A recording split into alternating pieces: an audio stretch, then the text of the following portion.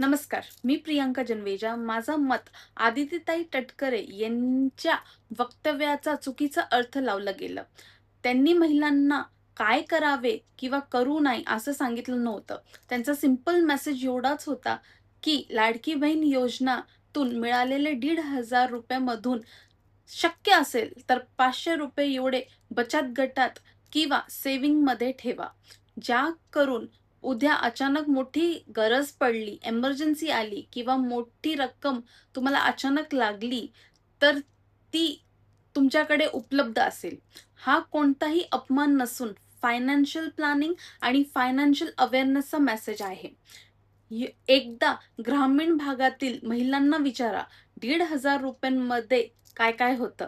घर खर्च, मुलांचं शिक्षण, औषधं, प्रवास आणि हे सगळा किती जपून करावे लागतात. त्या प्रत्येक रुपयाची किंमत ओळखतात.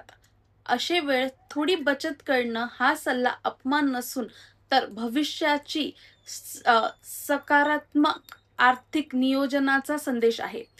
मतभेद असू शकतात, पण चर्चा तत्त्वांवर आणि सभ्य भाषात झाली तर लोकशाही अधिक मजबूत होते. Thank you.